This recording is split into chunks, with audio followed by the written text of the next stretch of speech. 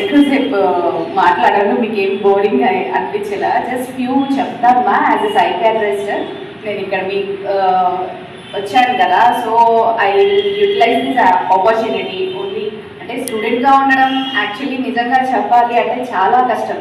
ఎందుకంటే మీ పైన టీచర్స్ ఉంటుంది ఫోకస్, పేరెంట్స్ ఫోకస్ ఉంటుంది, రిలేటివ్స్ అడుగుతారు, ఇలా ప్రతి ఒక్కరు ఫోకస్ స్టూడెంట్స్ పైనే ఉంటుంది. సో మీ మదరే ఉన్నారు, అరే మీ అబ్బాయి ఏం చదువుతున్నాడు, ఫస్ట్ క్వశ్చన్ తను ఫేస్ చేస్తారు. సో ఫేస్ చేసిన వెంటనే వచ్చి మీ పైన చూపిస్తుంది అదే యాంగ్జైటీ. అరే వాడు చూడు, ఆ పక్కన వాళ్ళు ఎలా చదువుకుంటున్నారు, వాడికి ఆ జాబ్ వచ్చిందంట, ఇట్లా వచ్చిందంట, నువ్వేం చేస్తున్నావు, నేను ఎవరికి వెళ్ళి ఏం చెప్పుకోవాలి, ఉందా లేదా ప్రెషర్? ఖచ్చితంగా ఆల్మోస్ట్ 90% స్టూడెంట్స్కి ఇదే ప్రెషర్ ఉంటుంది. సో కంపారిజన్ ఇలా. So everybody is not perfect. So basically అందరూ పర్ఫెక్ట్గా ఉండాలని లేదు, అందరూ ఒక ఎగ్జాంపుల్ తీసుకొని వాళ్ళలాగా కంప్లీట్గా వాళ్ళలాగానే ఉండాలి అని ఏం లేదు. So not all the humans are same, అందరూ సేమ్ కాదు. ఒక ఇంట్లోనే 4 పిల్లలు ఉంటే అందరూ చాలా డిఫరెంట్గా ఉంటారు, ఒక్కొక్కరు ఒక్కొక్క విధంగా ఉంటారు. సో వాళ్ళతో కంపారిజన్ అనేది పేరెంట్స్ యూజువల్గా అంటే ఇట్స్ కామన్ అయిపోయింది. సో వాళ్ళు అడగడం తర్వాత వాళ్ళు మిమ్మల్ని వచ్చి అడగడం. బేసికలీ నేను ఏం చెప్తానంటే, so be truthful to yourself. అంటే మీరు ఆనెస్ట్గా ఉంటే సరిపోతుంది. సో నేను మా మదర్ లేదా మా ఫాదర్ ఎవరో సో మా కోసం దే ఆర్ డూయింగ్ దిస్ అంటే వాళ్ళకి రెస్పాన్సిబిలిటీ తీసుకోవాల్సిన అవసరం లేదు. చాలామంది పేరెంట్స్ స్కూల్కి పంపించాలి, కాలేజ్కి పంపించాలి అనుకుంటున్నారు కాబట్టి మీరు ఇక్కడ ఉన్నారు. కానీ కొంతమందికి అవకాశం లేదు, బయట పని చేసుకుంటున్నారా లేదా మీరు చూసారు కదా, చాలామంది ఫ్రూట్స్ షాప్స్ ఉంటాయి, అక్కడ అమ్ముకుంటుంటారు. చిన్నపిల్లలైనా సరే 15 అయిపోయింది అడిగితే 20 years అని చెప్తారు. చాలామంది రోడ్ల మీద ఏదో ఒకటి బేల్దార్ పనికి వెళ్ళడము, పాలిష్ కటింగ్కి వెళ్ళడం, ఇలా చాలామంది పిల్లల్ని చిన్న ఏజ్లోనే పంపిస్తున్నారు.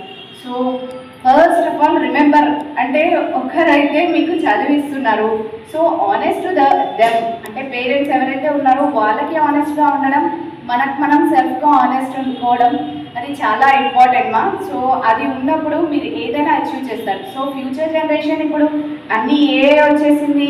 సో నాలెడ్జబుల్ ఉన్నారు, మీకు చాలా పాసిబిలిటీస్ ఉన్నాయి ఫ్యూచర్లో. అంటే ఏదన్నా కావచ్చు, జస్ట్ మీ ఎఫర్ట్ పెట్టామా లేదా అనేది చూసుకోండి. రిజల్ట్ గురించి అయితే ఎవరు ఆలోచించండి. What ever be the result, me effort ఉన్నప్పుడు ఇక్కడ ఉండే పిల్లలంతా జనరేషన్ జెడ్ అనుకుంటారు. సో అందరూ ఆల్మోస్ట్ జెన్జీ. సో వాళ్ళందరికీ ఇంటెలిజెన్స్ హెవీగా ఉంటుంది ఎవల్యూషన్తో. సో వాళ్ళు ఏదైనా సాధించగలుగుతారు, కానీ ఎఫర్ట్ ఒకటే మ్యాటర్ అవుతుంది. సో బేసికల్లీ ఎఫర్ట్లోనే లాగింగ్. అండ్ సెకండ్ ఇంపార్టెంట్ వచ్చేసి పీర్ ప్రెషర్స్ వల్ల కొంతమంది అలవాట్లు నేర్చుకుంటున్నారు. బేసికలీ బాయ్స్ గురించి మాట్లాడుతున్నాను.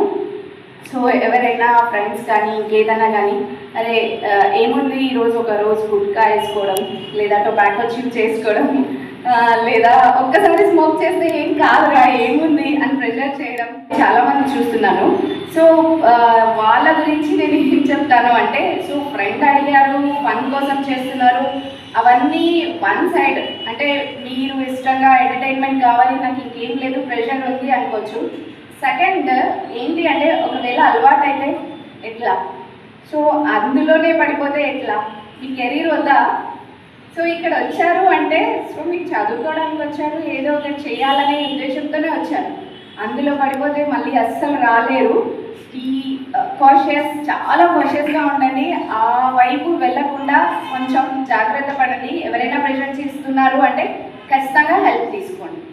సో వాట్ ఎవర్ మేబీ, ఇంకో ఫ్రెండ్ అన్నా కలవండి, లేదా పేరెంట్స్తో అన్నా షేర్ చేయండి, లేకపోతే ఇంకెవరితోనన్నా షేర్ చేయండి.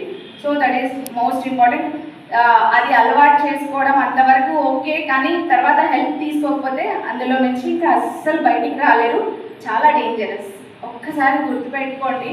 అంటే ఈ ఆపర్చునిటీని నేను ఈ విధంగా యూటిలైజ్ చేసుకుంటున్నాను. నేను ఇప్పుడే విన్నాను, 10 సంవత్సరాల క్రితం ఒక సర్వీస్ మోటో ఆర్గనైజేషన్ నా శిష్యుడు అయినటువంటి రహీం స్టార్ట్ చేసి, మరి సామూహిక వివాహాలు చేయటం, అలాగే ఇంకా కొంతమందిని స్పాన్సర్ చేసి మెడికల్ సైడ్ చదివేయటం, అలాగే ఇప్పుడు కూడా కంప్యూటర్ సైన్స్ కూడా పీజీడీసీఏ అంటే ఆల్మోస్ట్ అన్నీ కవర్ అయిపోతాయి. ఏమైనా అన్నీ ఇక్కడ చూస్తే Tally, MS office, IT net, web designing, programming, C++, తర్వాత జావా, ఒరాకిల్ ఇవన్నీ కూడా చేసుకుంటే కనుక మీకు నెట్ స్కిల్స్ వచ్చేస్తాయి. సో కంప్యూటర్ స్కిల్స్ వచ్చేస్తాయి. ఇవి కాకుండా ఇప్పుడు ప్రజెంట్ చేసే సినారియో ఏంటంటే AI, ఆర్టిఫిషియల్ ఇంటెలిజెన్స్ కూడా నేర్చుకోవాలి.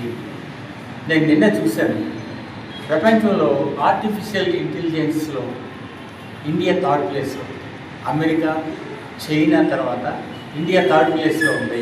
అంటే మన యూత్ ఎంత ఫాస్ట్గా ఉన్నారో చూడండి. ప్రపంచంలో థర్డ్ ప్లేస్లో ఉన్నామంటే యూత్ ఫాస్ట్గా ఉన్నారు. ఇంకా చెప్తున్నానండి, ఒక 2 years తర్వాత సెకండ్ ప్లేస్కి వెళ్ళిపోతాం. ఇండియన్ యూత్ అంతా ఫస్ట్ ప్లేస్ కూడా వెళ్ళచ్చు. ఎందుకు చెప్పనా, మరి అమెరికా నుంచి ఆ వీసా ఇవ్వను, ఈ వీసా ఇవ్వను, పంపించేస్తానని ట్రంప్ బెదిరిస్తున్నారు. అది ఆయనకే నష్టం. ఎందుకే చెప్పనా, ఇండియన్ యూత్ కష్టపడే యూత్.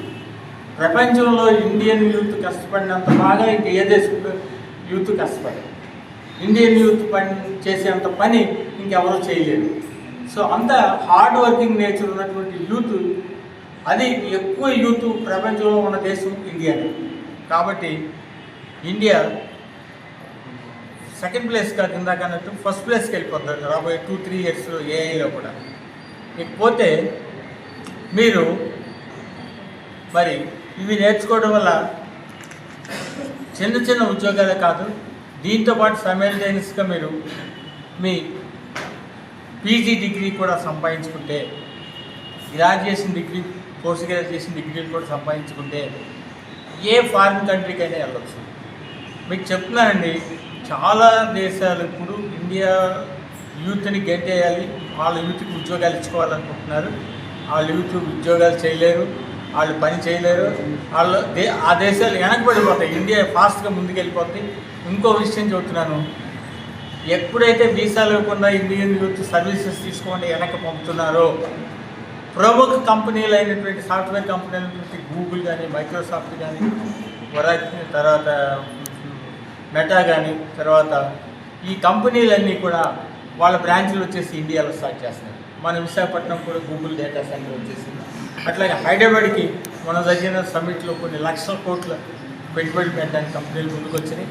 సో ఇట్లా మన యూత్ వద్దని పంపిస్తే మనకి యూత్కి కాదు, మన దేశానికి కాదు నష్టం, వాళ్ళకే నష్టం, వాళ్ళ కంట్రీనే వెనకబడిపోతాయని చెప్పి తెలియజేస్తూ, ఇండియన్ యూత్ లేకుండా ప్రపంచం ముందుకి సాగదు అని చెప్పి తెలియజేస్తూ, మరి యూత్ని తక్కువ ఫీజులతో మంచి సన్మార్గంలో మంచి పార్టీ చూపిస్తూ ముందుకు తీసుకొస్తున్నటువంటి మా శిష్యుడు రహీమ్ని అభినందిస్తూ, సో మీ అందరికీ కూడా ఇప్పుడు ఈ PGDCA సర్టిఫికెట్స్, ఇండియన్ గవర్నమెంట్ ఇచ్చినటువంటి సర్టిఫికెట్స్ని అందజేయడానికి ఈ కార్యక్రమాన్ని ఏర్పాటు చేసినందుకు అభినందనలు తెలియజేస్తూ, మీ అందరికీ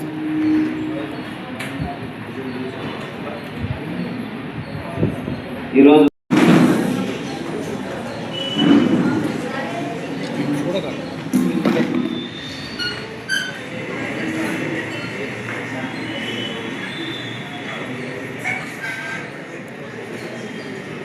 సమీరా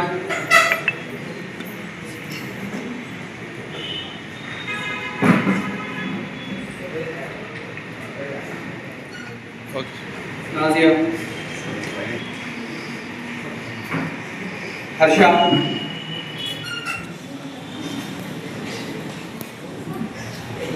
భరత్